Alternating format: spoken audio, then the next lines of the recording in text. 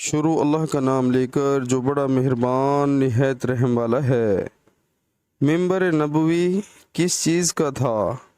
آپ نے فرمایا کہ اب دنیائے اسلام میں اس کے متعلق مجھ سے زیادہ جاننے والا کوئی باقی نہیں رہا ہے۔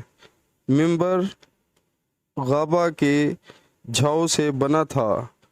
فلاں عورت کے غلام فلاں نے اسے رسول اللہ صلی اللہ علیہ وآلہ وسلم کے لیے بنایا تھا۔ جب وہ تیار کر کے مسجد میں رکھا گیا تو رسول اللہ صلی اللہ علیہ وآلہ وسلم اس پر کھڑے ہوئے اور آپ نے قبلہ کی طرف اپنا منہ کیا اور تکبیر کہی اور لوگ آپ کے پیچھے کھڑے ہو گئے۔ پھر آپ نے قرآن مجید کی آیتیں پڑھیں اور رکوع کیا۔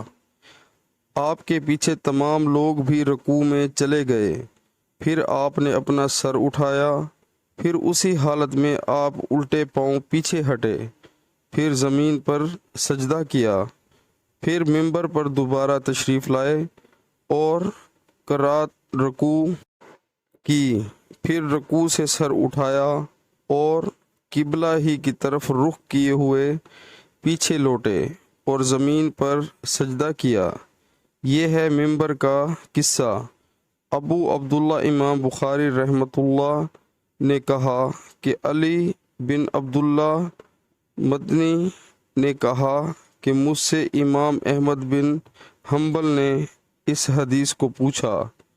علی نے کہا کہ میرا مقصد یہ ہے کہ نبی کریم صلی اللہ علیہ وآلہ وسلم نماز میں لوگوں سے اونچے مقام پر کھڑے ہوئے تھے، اس لیے اس میں کوئی حرج نہ ہونا چاہیے کہ امام مقتدیوں سے اونچی جگہ پر کھڑا ہو۔